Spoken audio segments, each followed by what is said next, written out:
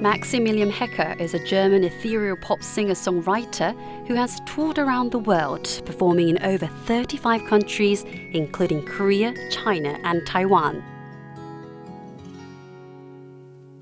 During his 15-year music career, he has released 8 studio albums, some of which have won international acclaim from the public and critics alike. He embarked on his journey as a musician in 2001 with the release of his debut album Infinite Love Songs through the Berlin-based record company Catharsis. In the same year, it made it on the New York Times list of top 10 albums of the year, alongside Bob Dylan's and Björk's album. On this week's The Innerview, we meet Maximilian Hecker, who has recently been promoting his 8th studio album, Spellbound Scenes of My Cure, released last year. And the best of Maximilian Hecker that came out this April. You will grow lonely, I will go on the rocks. Can you still recall my breakdown there at Battery Park? And on my railing in your arms, I burn myself down for you. And on my crying in Today we'll be meeting German singer-songwriter Maximilian Hecker, who has captivated music fans and enthusiasts worldwide with his ethereal pop songs. We'll be talking about his music from the beginnings to the present day and the message he wants to convey to his listeners. Maximilian, welcome to The Innerview. Thank you so much for joining us today. Yeah, thank you. It's great to be here. How have you been? How are things on the music side going? Oh, not too bad, I guess. I mean, I think I get a lot of inspiration from traveling and being especially in Seoul, I guess. Mm-hmm. So I hope to write a couple of songs about this stay. Okay. I understand you've been here a number of times before. Is there any particular reason for that? Do you have a natural affinity for this place? I do, but I mean, first of all, the reason is that I've got a lot of loyal fans here. Mm-hmm. So the first time I was in Korea was in 2004. And okay. Since then, I guess my fans have always wanted me to come back. So that's the first reason to be in Seoul mm-hmm. almost once a year. Okay. And the other reason is, of course, that I've learned to love Korea and Seoul. It was a journey in a way. Yeah. And but now I've got many friends here, and it always feels like coming home in a way when I arrive at Incheon Airport and drive into the center of the city.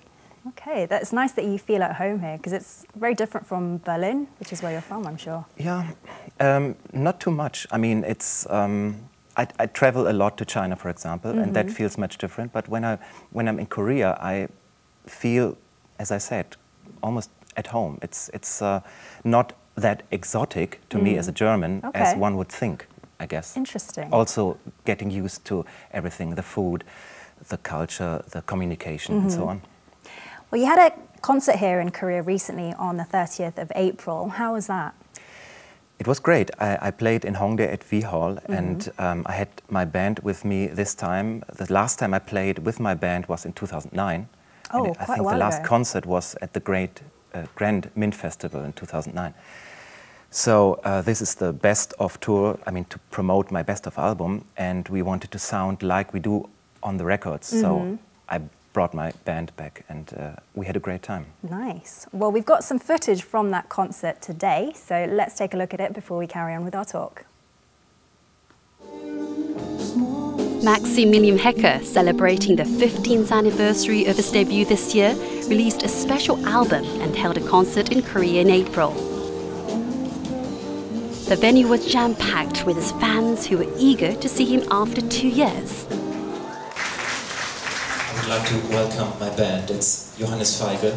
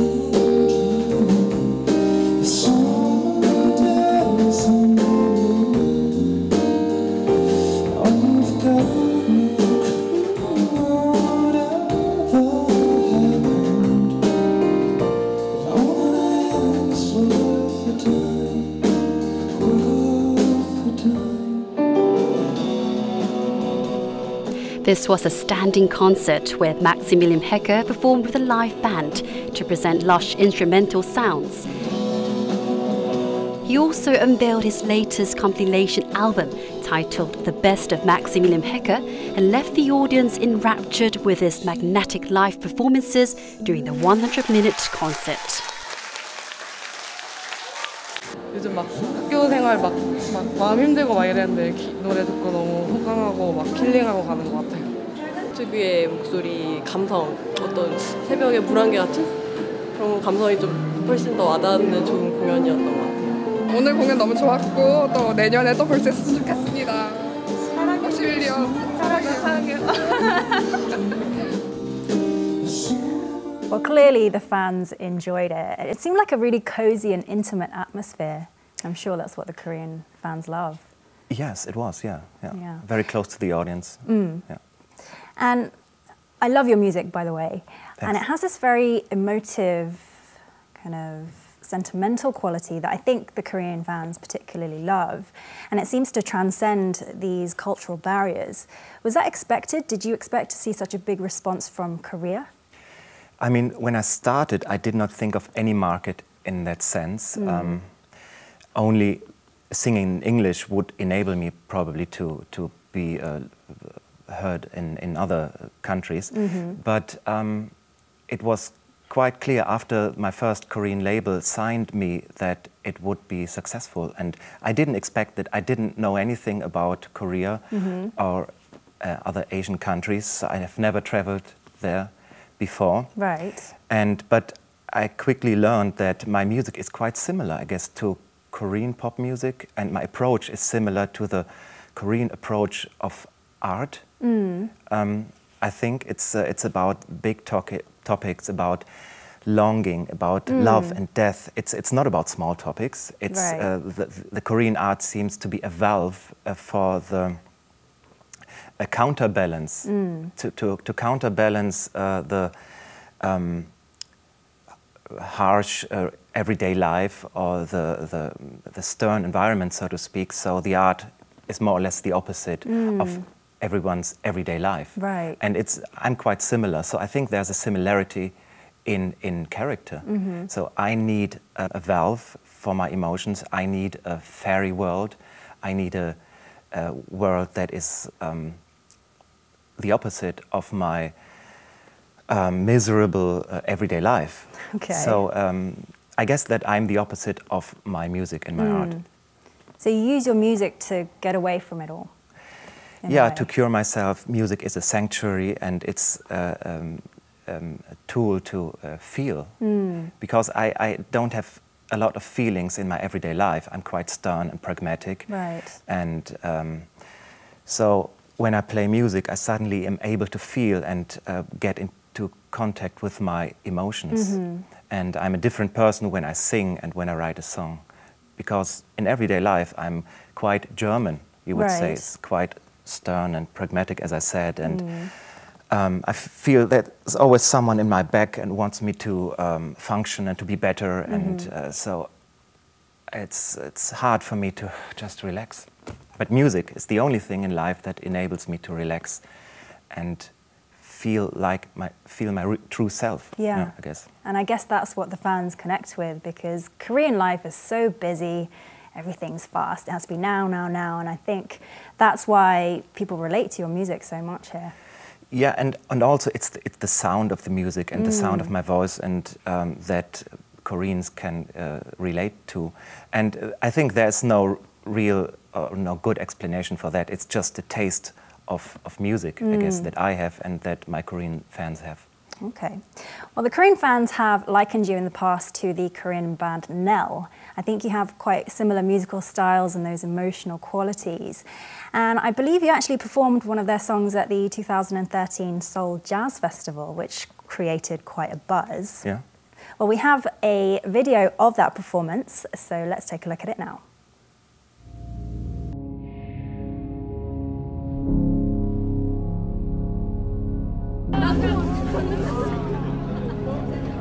안녕하세요.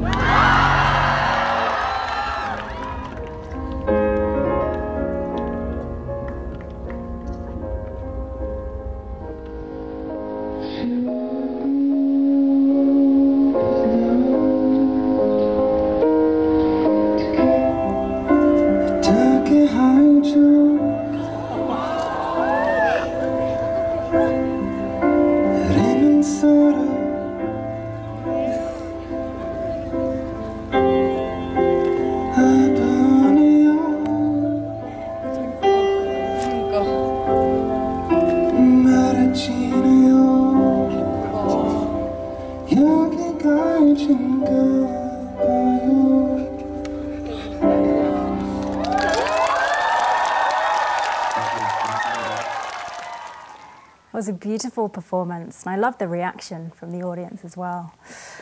I was just wondering, for our viewers at home, would you be able to play a few lines for us from that song, right here in the studio? Yeah, I'll try my best.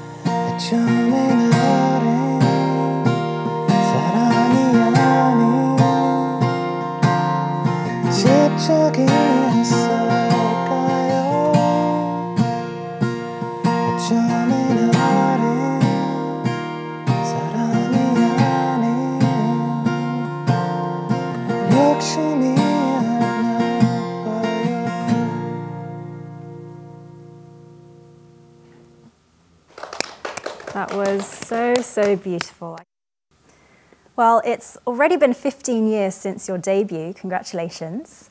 Thanks. And what better way to celebrate than to release a compilation album of your greatest hits, the best of Maximilian Hecker. We're going to take a listen to it right now.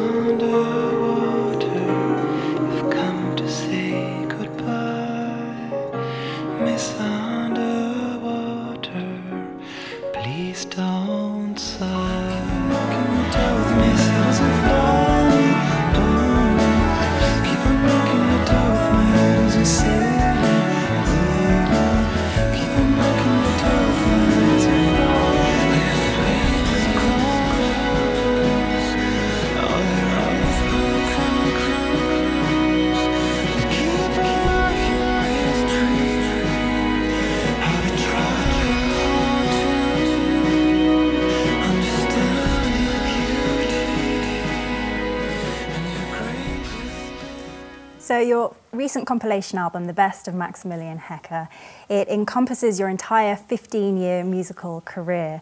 It must have brought back some really good memories.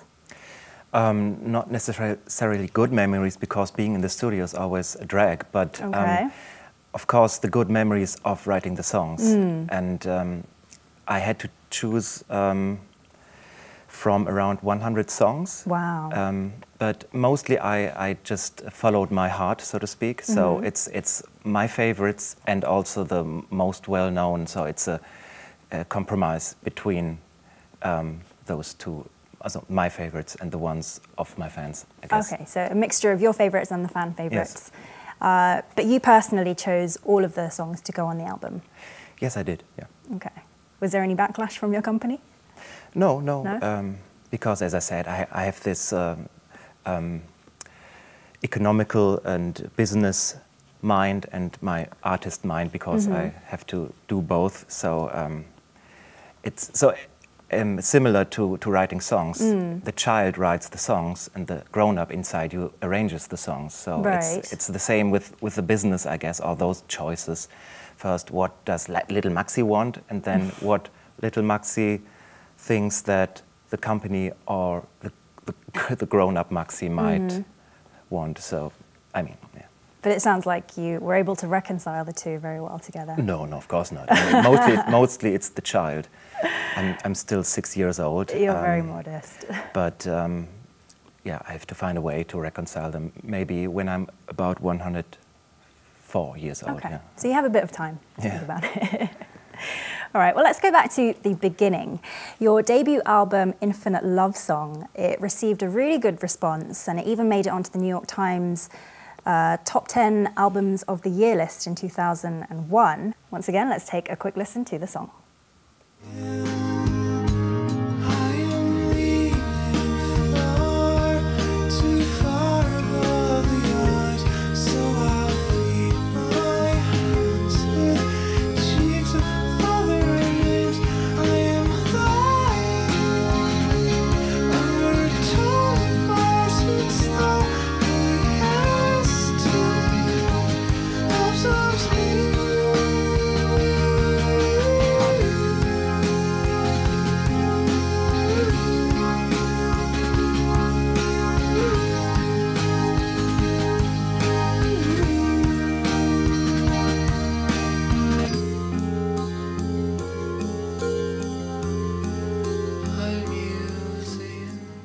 That was Infinite Love Song, your debut album. Did you expect it to become such a big hit globally? No and yes, because once I am successful or things happen my way, I think, yeah, of course, it's supposed to be like that, right? But when they don't happen, I think, oh, yeah, I did everything wrong, it's my fault, I'm a failure. I don't know, I react in a strange way to success. So in a way, I knew it would happen, but if it wouldn't have happened, I would have thought, yeah, of course, as I'm a failure, I don't have success. Anyway, so these kinds of obsessive thoughts make also my being and my songs, I guess. But yeah, I mean, I was happy that finally I could tell my parents it's going to be all right, you know. And you've had such a huge response since. I think, what would you have done if it hadn't become a big hit, do you think? It would have spurred you on to work harder on the next album? Maybe, I think so. Yeah. I think that I would have tried to find a way to still go on making music, because that's how I started. I thought, I'm never going to get a record contract. Really?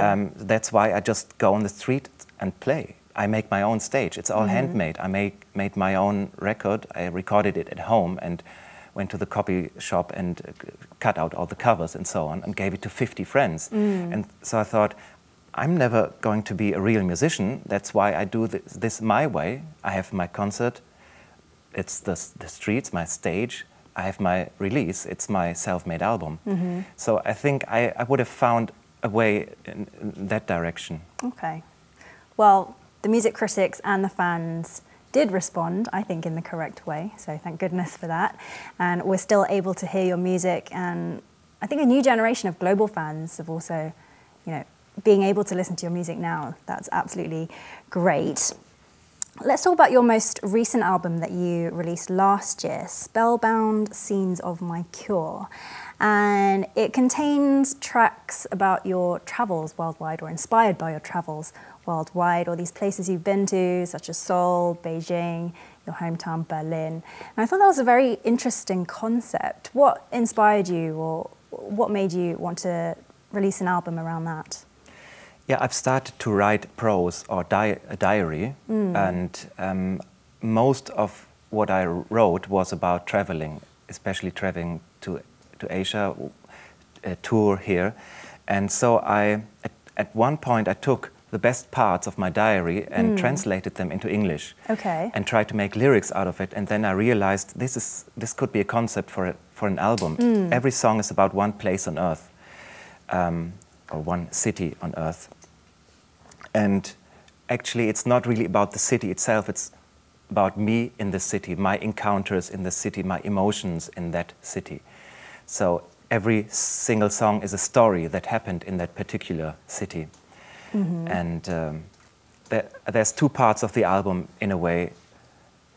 About 8 songs or 7 songs are about this little child that tries to find its way and is always confused and never seems to find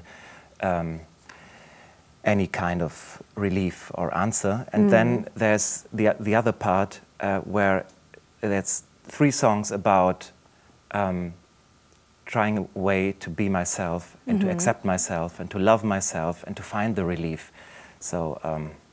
Okay. So is that the cure that you're referring to in the title? Yeah, the cure actually happens only in 3 songs. Okay. And the other 7 songs are about trying to find the cure and not really making it, because I'm not able to feel centered when, for example, being only for a couple of days in Beijing or in Tokyo or in Seoul. It needs some more time, and it needs some certain events or things to happen until I can really feel at home at a certain place and find myself and be okay with myself. Okay, and can I ask which 3 songs are referring to the cure part? The song Hennigsdorf and the song Kastrup and the song Untouchable, Kastrup Part 2. Okay. Kastrup is the village where Copenhagen Airport is located. Right. And Hennigsdorf is a little village in the north of Berlin. And these are places that nobody else would go to deliberately.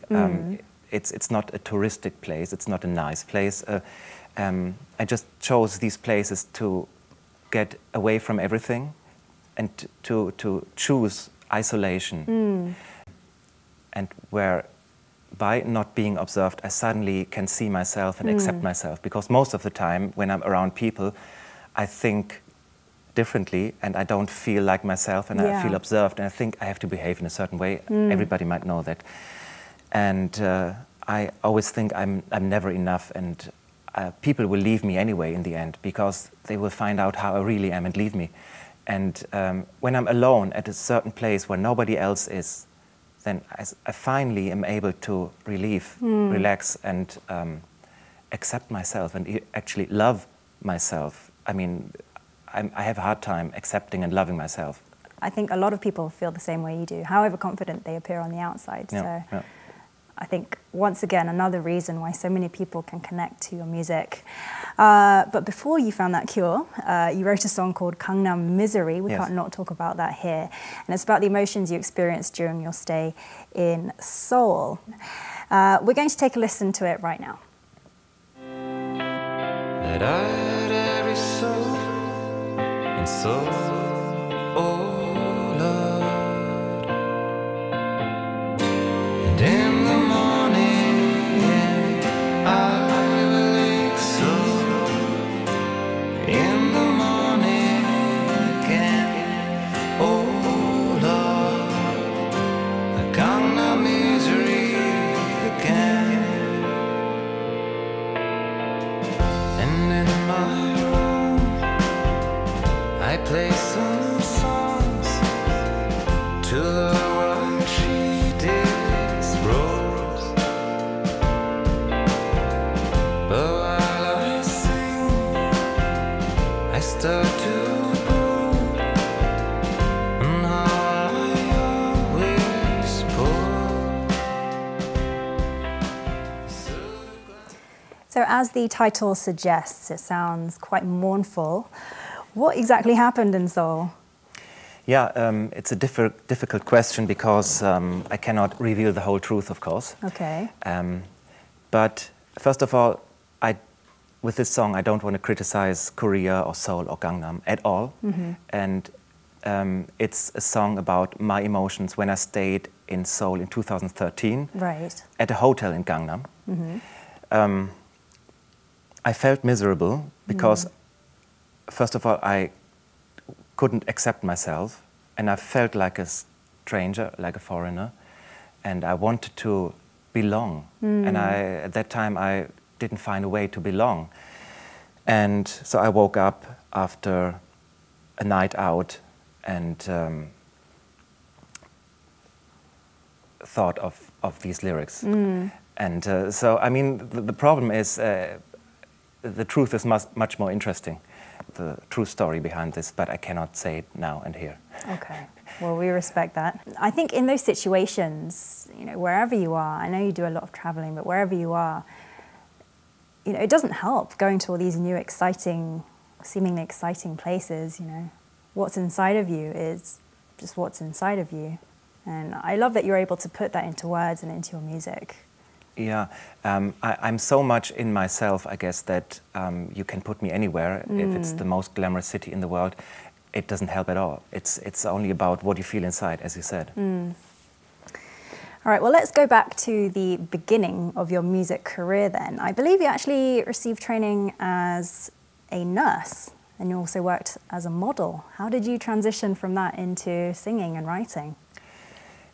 Yeah, my parents wanted me to have a steady job before I became a musician, so I did this training as a nurse, and I didn't really like it, so it motivated me to get out of this as soon as possible. Right.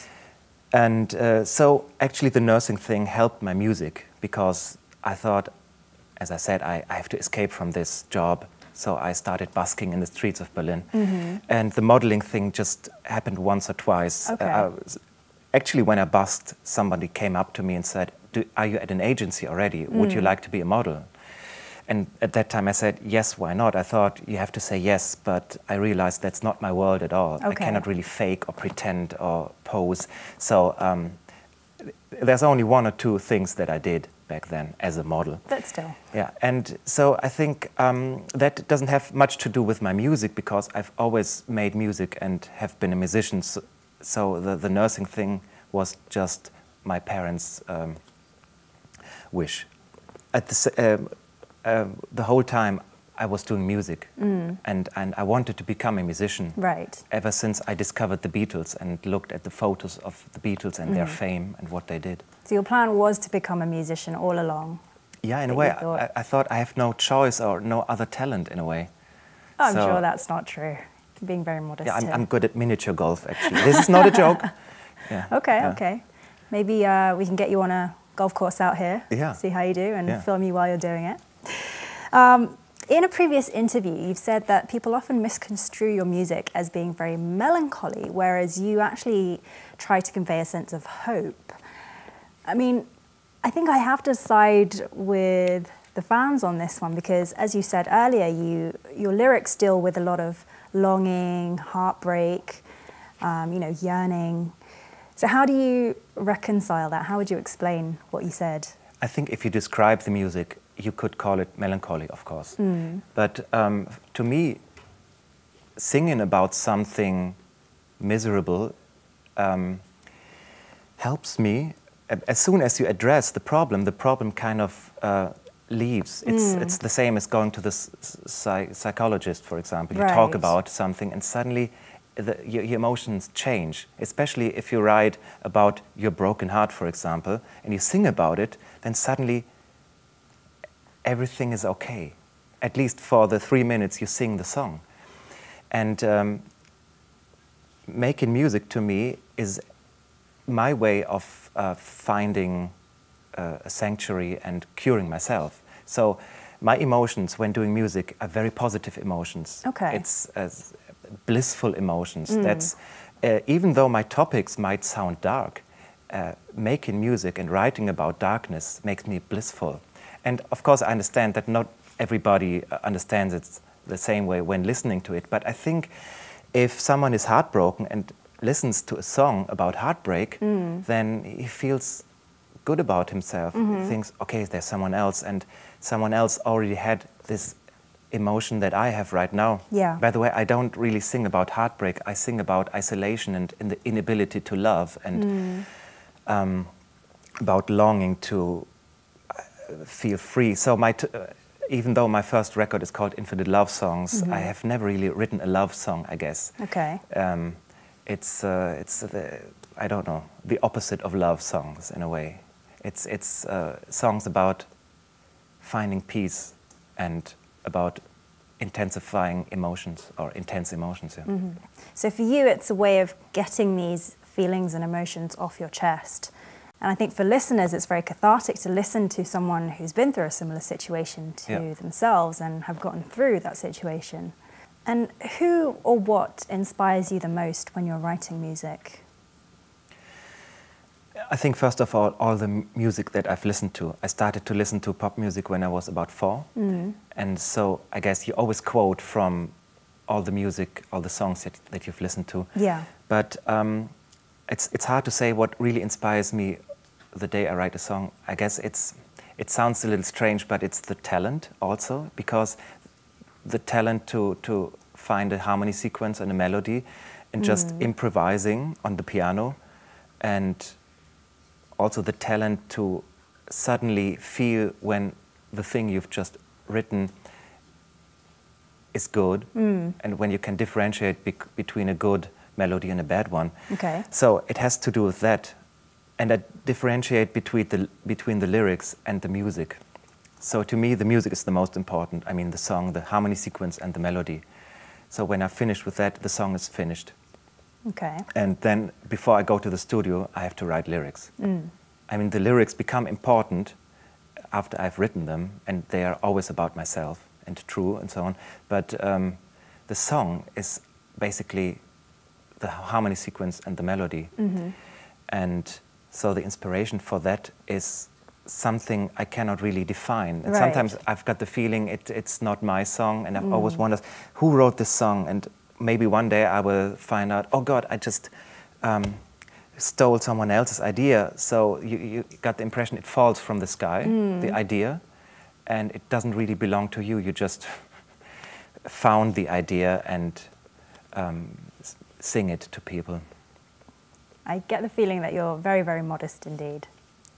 But anyway, you're a very successful singer-songwriter. You're loved by many, many fans across the world.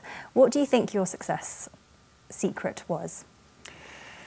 Yeah, if I only knew, and I guess if people knew what the secret to success was, we would have a lot of Madonnas and Lady Gagas. I always try to be more accessible. Okay. But I can't. So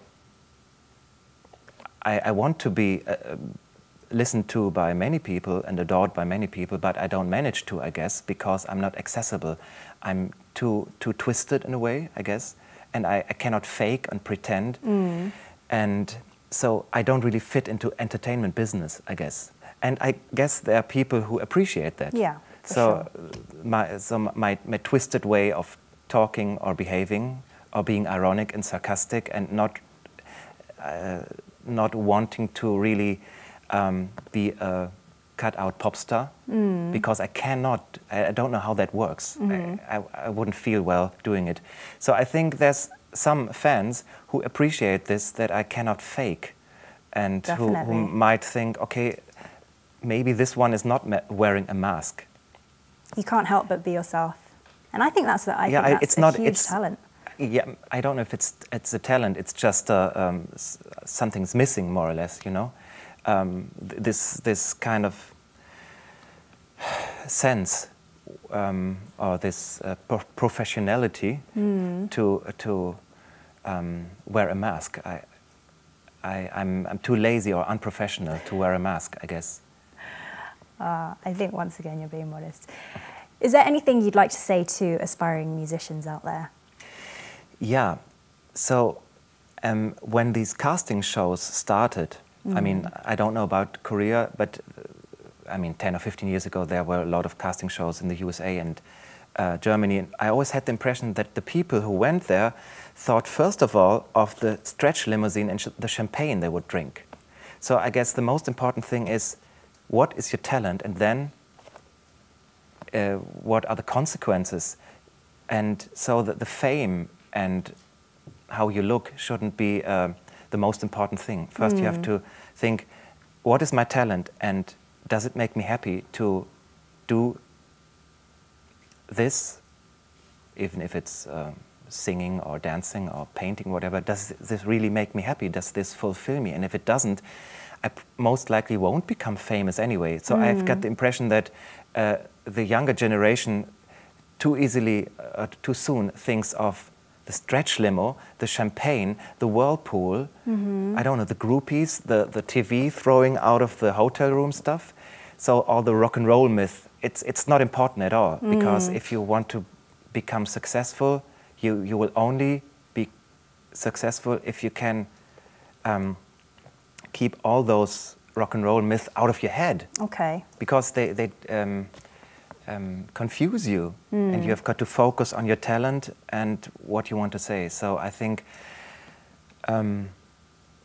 try to be yourself, and if you don't enjoy your talent or your profession, then you won't make it to the top. Okay, some wise words. And last but not least, what is the ultimate dream for you? Yeah, to say it in Hugh Grant's words, he was once asked, what is your dream? And he said, I once on a film set want to feel as relaxed as I was when rehearsing the scene. And when I manage that, then I give up acting and become a swimming teacher. So maybe the same. So my dream is to be able to continue making music and to feel like myself as often as possible and accept myself as often as possible and play concerts without feeling observed or thinking about how I perform, just expressing my pure emotions in the studio and on stage as often as possible. So I don't really have a dream in that buying a Ferrari sense. But I once promised my parents to buy them a little chateau in the south of France. And so maybe that would be also a dream. Okay. To pay my parents back for their support. Well, I hope you can achieve that.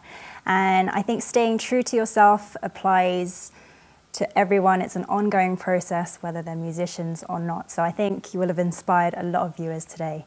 So thank you so much for your wise words, and thank you for joining us today on the Innerview. I hope you enjoy the rest of your time in Korea. Yeah, thanks a lot. And we hope to have you back very soon. Thank you.